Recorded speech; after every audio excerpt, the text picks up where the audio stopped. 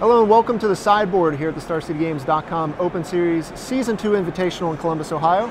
I am Nick Miller alongside Rudy Briksza. How you doing? I'm doing good. How are you, Nick? Pretty good. You'll know Rudy from the Open Series. He's in the top 25 of the points leaderboard right now. And today, he's 6-0 at the Invitational, 2-0 in Legacy, and we're looking at his Legacy deck, which we're calling Shardless Bant. Yep. Not Shardless Bug, Shardless Bant. Yep. Now talk about this deck and how you came to come to this conclusion.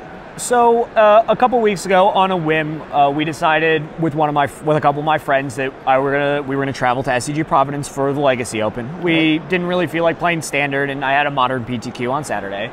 So I was spending a lot of time trying to figure out what to play when he showed me this deck. He's like, here, come here, Skype in with me. Skype in with me, brings up this deck, and I was like, what is this? And you look at it, and it's Shardless Agent, Ancestral Vision, Stoneforge Mystic, Ensnaring Bridge, and you're like, well, what the heck is going on here? And we played, I was like, all right, I'm intrigued. You have my attention. Yeah. We played some 2-mans with it. We played an 8-man with it. We didn't lose a match. Multiple matches, just couldn't possibly lose with the deck. And I was like, all right, I'm hooked. So I put the deck together. I made some changes. I talked to my friend Jacob Corey, who's notable on the SCG series. Yep, big Legacy fan. And he bounced back a couple ideas to me. I bounced back a couple ideas to him, and we came up with a bunch of changes to the deck. They were really subtle for the most part. The deck originally had 2 Enlightened Tutor. We cut one of the Enlightened Tutor packages, one of the Enlightened Tutors, and we added a Sensei's Divining Top to the deck. We also have a Detention Sphere in the deck as well. One of the awesome things about this deck is, as fair as it is, as fair as it seems, Stoneforge Mystic, Shardless Agent, Detention Sphere, okay. Right. Great. What's the catch? And the catch is that we're playing a combo in our deck. Yes. We're playing Sword of the Meek and Thopter Foundry, which is an old extended combo from way back before I even started playing. And having access to that deck and something that Shardless Agent can cascade into and Enlightened Tutor can find puts away a lot of decks. For example, I was playing against Kent Ketter earlier today, playing Bug Delver, and game 1 it did not look like I was going to win. He had Goyf, he flipped Delver, played Liliana. 2 turns later, he conceded. And that's the power of Sword of the Meek and Thopter Foundry. Yeah, that combo, Brian Braun-Duin was using it in Miracles. You know, it floats around in a bunch of different decks. So you can sort of just kind of port that into many different decks.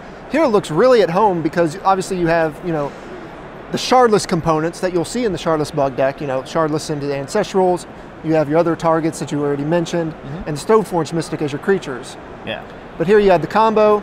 You also have the Enlightened Tutor package. Go ahead and talk about that, most importantly, Ensnaring Bridge, and how good that's been for you. So Ensnaring Bridge was one of the cards that every time I talked to somebody, they were like, no, Ensnaring Bridge is not good. It just can't possibly be good. And every time I cast it, it was the best card by a mile. It's insane. So like when you think about when Brian played it in Miracles, he played Thopter Foundry in Miracles, and it's awesome because, you know, you can make a bunch of creatures, you know, you can do a lot of stuff, but a lot of the times, like, you can't beat certain cards, and you have to like try to find a terminus. You have to find a way to lock your opponent out. Ensnaring Bridge, for the most part, locks your opponent out. Yeah. I played it on turn 3 against Blue White Red Delver in the Open in Providence, and he was dead, and he knew he was dead. Like, yeah, he the knew Delver there was decks, no way. game 1 just have 0 answers to it. Right. A lot of them. The only one that does is Bug Delver, and even then, you're playing cards like Academy Ruins, and you're playing a bunch of threats that you really stress their decays out a lot. They have to pick and choose, and they have to be very careful. Not a lot of people know what's going on with this deck. They can have ideas here and there, but nobody knows really what's going on with the deck right now. So they have to use their abrupt decays very carefully. A lot of times they just spew it on value for getting a Shardless Agent or a Stoneforge because they can't beat a Batterskull,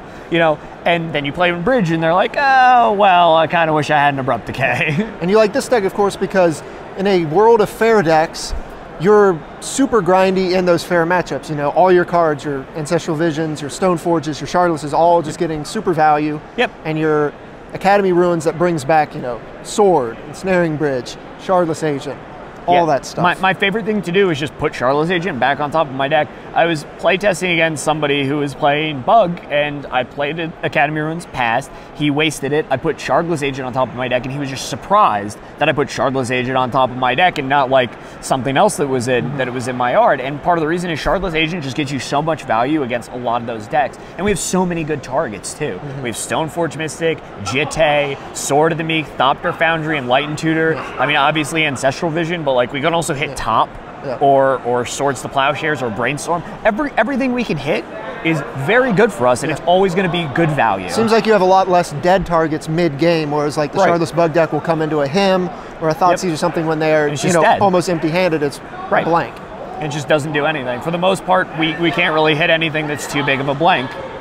All right, and of course you have Force of Will, Misdirection as your permission with Brainstorm. So part of the problem with playing Shardless Agent in a non-black deck is you don't have access to Thoughtseize and you don't have access to Hymn to Torok. So we really have to lean heavily on our Force of Wills against a lot of the combo decks. And that's why there's a Misdirection in the deck. It kind of acts as a 5th Force of Will. We have a lot of blue cards in the deck, between Vision, Brainstorm, and Thopter Foundry. So we have plenty of targets to pitch to Force of Will. But Misdirection kind of acts as our 5th Force of Will, but it also has an added bonus.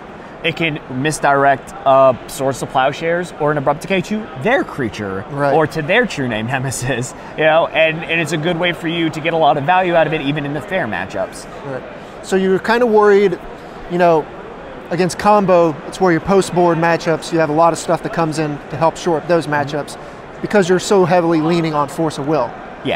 Now, what are you bringing in the sideboard? You've got Flusterstorms, you've got Meddling Mages to help your combo matchup? Yep, those are also really good, obviously, against every combo, because Meddling Mage, you can just name many things against them and, really lock out. So many combo decks at the current moment are just so weak to Meddling Mage. You name Show and Tell, like they have to go on Sneak Attack, and you have Pithy Needle in your board to name Sneak Attack, so like that puts them in a position where they have to find Pyroclasm, they have to find Red Blast, and what are they going to Red Blast? Like you have so many different targets in your deck to Red Blast, they have to be very careful. They have to use their resources very carefully because you're forcing them to use all of theirs and you're forcing them into a position where they have to make moves based on what you're doing, and you just get to hold up and do what you need to do and you get to progress your game plan. And then your board also has a bunch of options for your Enlightened Tutor package. You got Relics, you've got Aetherstone Candidates, Humility.